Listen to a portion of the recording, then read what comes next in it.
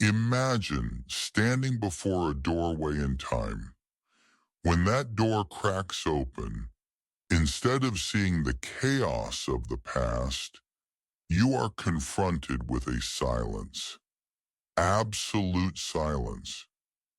We are looking at photographs of the world's great capitals from the mid-19th century: St. Petersburg, Moscow, Paris, London. Names that evoke the noise and bustle of millions of people. But when gazing at these early daguerreotypes, a cold shiver runs down your spine. Before our eyes lie vast, straight avenues, perfectly paved. Majestic classical buildings tower above with exquisite carvings. Everything speaks of the grandeur of a civilization at its peak. But there is something wrong, a terrible mistake, lying right in front of our eyes that we often choose to ignore. It is the complete absence of people. Look closely at the photo of Nevsky Prospect in St. Petersburg or the Place de la Concorde in Paris. Not a single soul, not a carriage, not a stray dog. The streets are sterile, almost surgically clean, as if they had just been wiped down by a giant, invisible hand. It doesn't look like a sleeping city, for even in sleep a city breathes. It looks like an architectural model, a giant set piece crafted to the smallest detail, but missing the most important element of life: residence. We are staring at a magnificent stage, completely empty, where the play has ended, or perhaps never began. Faced with this absurdity, our minds immediately seek a logical explanation. Historians and photography experts often provide a familiar answer. It is the technology. They say that the exposure time of cameras back then was too long, lasting up to 15 or even 30 minutes. Anything moving would not be recorded. Sounds convincing, doesn't it? It comforts us that everything is normal, just imperfect technology. But wait, pause for a moment and think deeper about the nature of a 19th century city.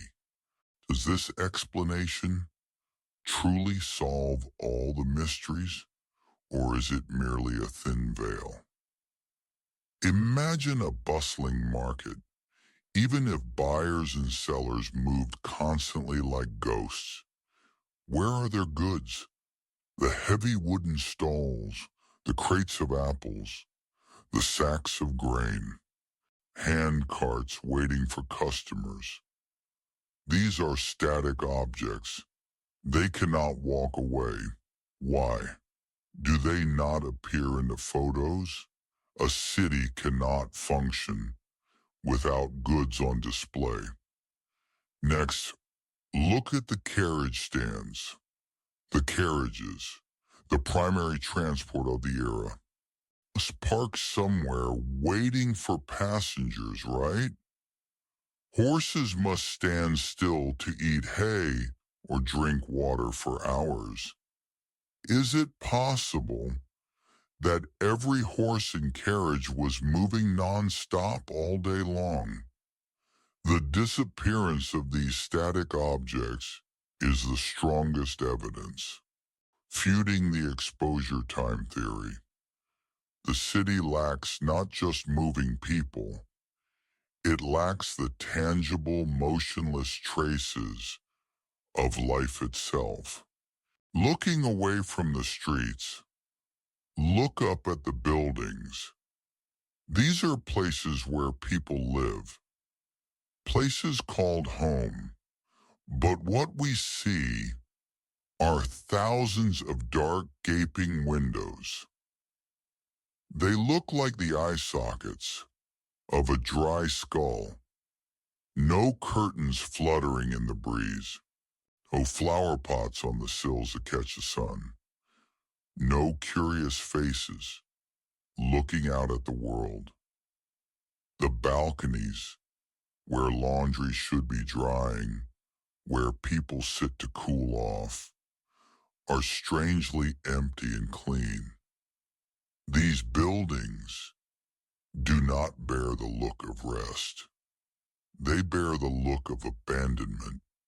They stand there, towering and cold, like giant tombstones of a lost civilization. And here is the most critical detail, undeniable proof of the death of these cities: chimneys. In the 19th century, there was no electricity, no modern central heating. Fire was the sole source of life. People needed fire to cook 3 meals a day, to heat water for bathing, and most importantly, to keep warm. A city of millions means millions of stoves must be burning. The sky above the roofs should be crisscrossed with columns of smoke, creating the signature smog of the industrial age. But no, look at the sky in these photos. Crystal clear, not a wisp of smoke. Thousands of chimneys stand silent, like fingers pointing to the sky, in vain. What does the absence of smoke tell us? It tells us that the stoves went cold long ago. It tells us that no dinner is being cooked. And more terrifyingly, it tells us that these houses ours are freezing. A city without fire for warmth is a dead city. There can be no statistical exception for everyone in a city to extinguish their fires at the exact same moment. This can only happen in one scenario. There was no one left to light the fire. These cities are not just hibernating. They are in a deep, suspended animation.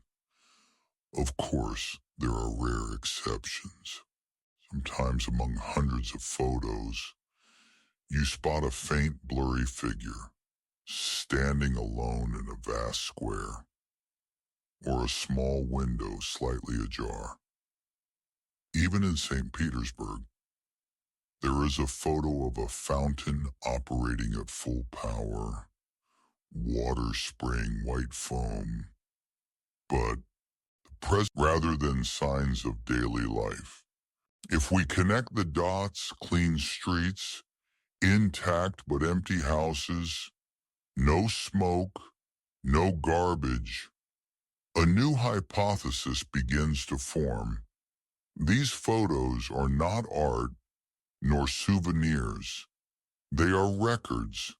They are acceptance reports. It seems, after a catastrophe caused the residents to vanish, these cities underwent a massive cleanup and restoration process. Broken glass was replaced, streets were swept, debris was cleared, and photographers were hired to document this ready-to-use condition. The city at this moment looks like a newly built housing complex, waiting for the keys to be handed over. That is why it is perfect, yet soulless. It is in a waiting phase, waiting for new residents to be moved in. A great resettlement is about to take place. New masters will arrive, bring their furniture, relight the fires in the hearths, and begin a new life on the foundations of those who passed away. But the biggest question remains: where are the old masters, and what catastrophe forced them to leave behind everything they built? To find the answer, we cannot look only at the photos. We must dig into dusty chronicles, into forgotten climate and geological records. And there, hidden between dry lines of text, is an event of devastating power that modern history textbooks often only glaze over. The year 1816, the year without a summer. The disaster began on the other side of the hemisphere. Mount Tambora in Indonesia erupted with terrifying force, throwing millions of tons of ash and sulfur into the stratosphere. A giant black curtain covered the earth, blocking the sun. Global temperatures plummeted. In Europe and North America, snow fell in June. Rivers froze in August. Crops died in the fields. But ancient documents suggest this was not just a one-year event. It lasted for 3 long years. 3 years without sunlight. 3 years being in a frozen twilight. Europe faced famine and riots. People migrated en masse to America.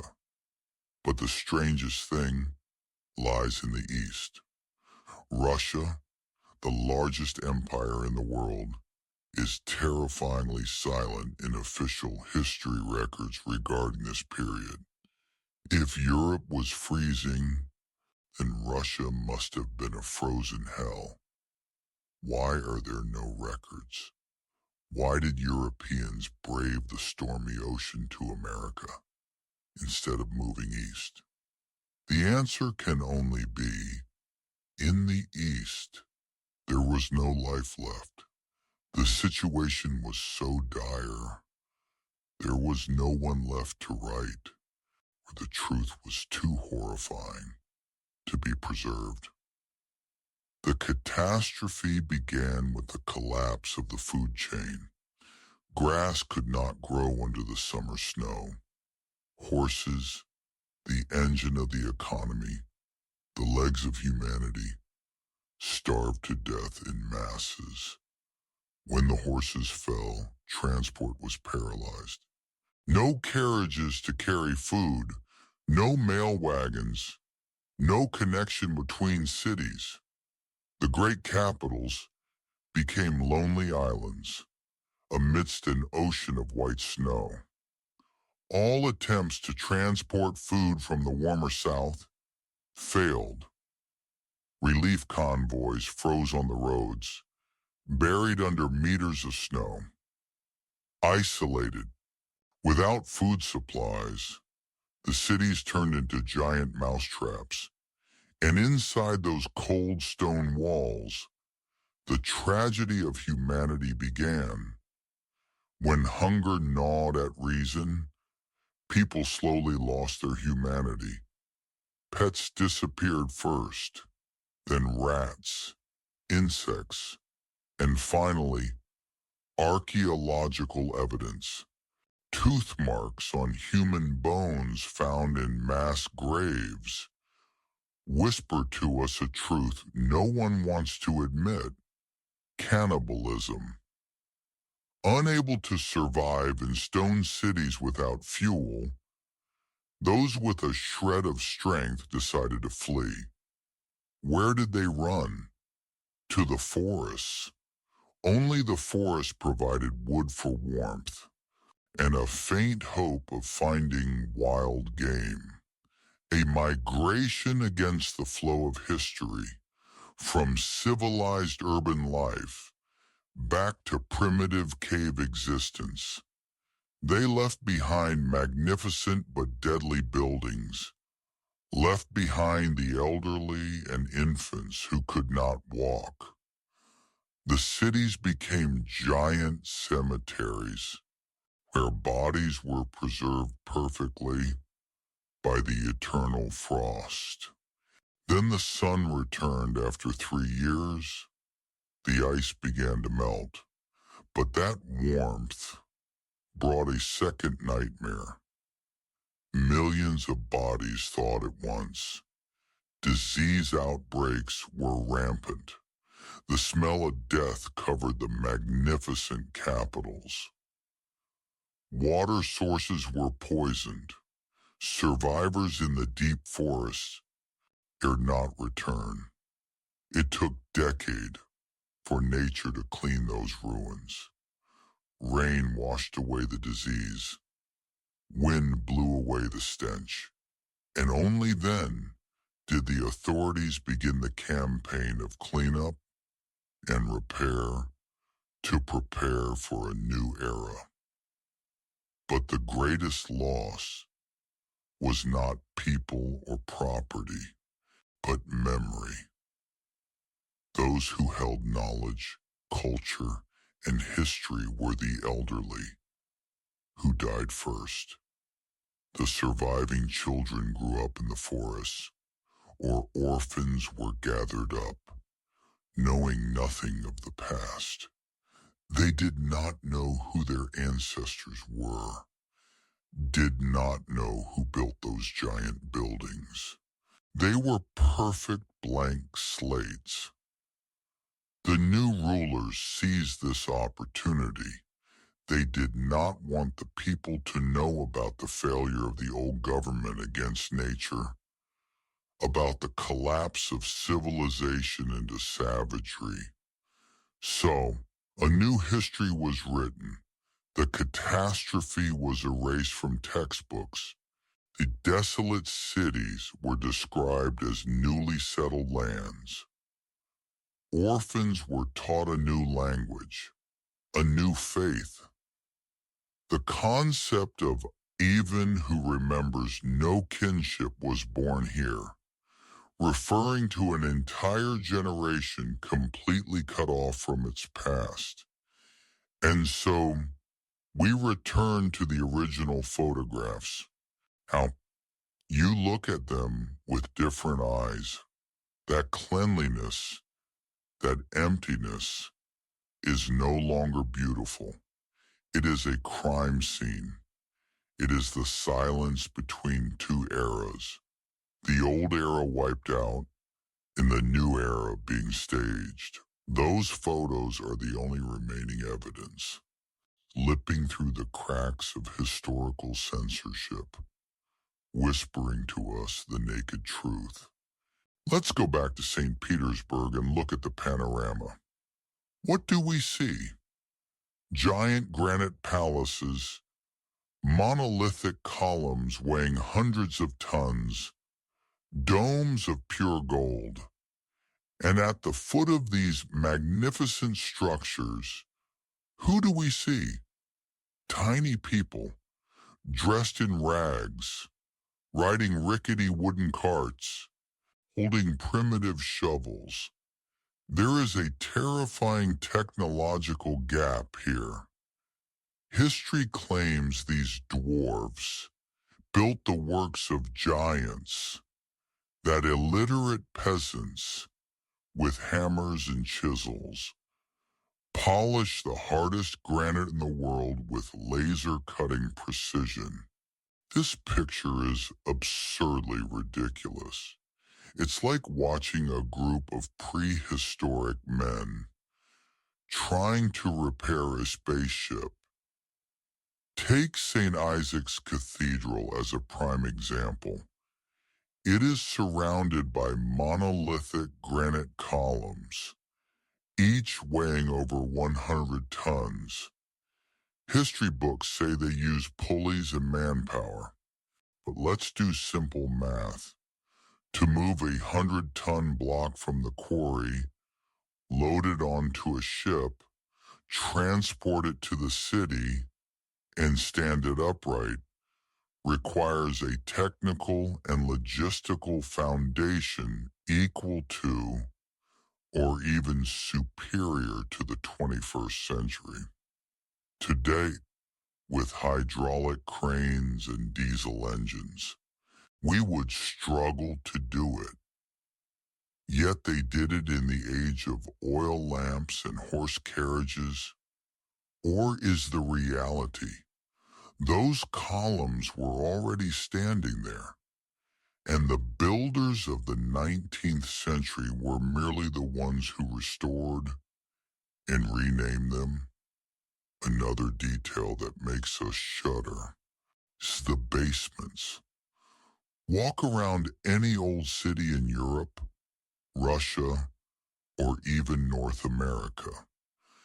You will see windows sitting flush with the ground or half buried under the sidewalk. Architects call them semi-basements for light. But think logically. Who designs windows at street level to catch dust and rain flowing into the house? When archaeologists dig deep below the sidewalks, they find a shocking truth. That is not a basement. That is the first floor. There are full doors and windows underneath the ground. A layer of clay and mud, 3 to 5 meters thick, covered the entire ground floor of these cities. This proves a massive mud flood occurred. Historians explain this as cultural layer, meaning over time, dust accumulates, raising the ground level. But what dust accumulates 4 meters high in just 100 years? And why does it accumulate evenly in Paris, Moscow, and New York? The truth seems simpler and scarier. After the catastrophe, the amount of mud was too vast. The survivors lacked the manpower and machines to clear it, so chose the easier way. Level the dirt, turn the first floor into a basement, and turn the second floor into the new entrance. We are living on top of a giant grave without even knowing it. This story is not limited to Russia or Europe. Look at the New World, America, San Francisco, Chicago, or New York in the mid-19th century. Photographs of San Francisco before the 1906 earthquake show a magnificent city with castles, domes, and spires in Roman and Greek styles. History says this city was built by gold miners, rough cowboys, in just 20 years. How does a tent city in the desert turn into a second Rome so quickly with wood and nails? No, that architecture is solid stone. It seems the American settlers were not the builders either. They were the inheritors. And then, what happened to the magnificent cities in America? Chicago, San Francisco, Seattle, all were consumed by strange great fires in the late 19th century. Fire burning down granite and steel. These fires seemed too convenient. They wiped out evidence of the old civilization, clearing the way for modern matchbox architecture and steel skyscrapers. Was it a deliberate campaign to erase memory, to level what could not be explained? The clearest evidence of waste and deception lies in the World's Fairs in Chicago, St. Louis, or Paris. Photographs show fairy tale architectural complexes, giant palaces, artificial rivers, History books say they were built of plaster and hemp, just to display for 6 months and then demolished. Who would spend the immense manpower and resources of an entire nation to build masterpieces and destroy them immediately? Or is the reality those were the most intact remnants of the old cities, open to the public for one last look, before being completely destroyed to hide their true origins? Look back at the old cathedrals with spires and metal domes. In modern eyes, and they are places of worship, but through the eyes of an electrical engineer, they look exactly like energy harvesting devices. The crosses on the spires back then had complex shapes, looking more like antennas than religious symbols. Domes were filled with mercury and layers of metal stacked like capacitors.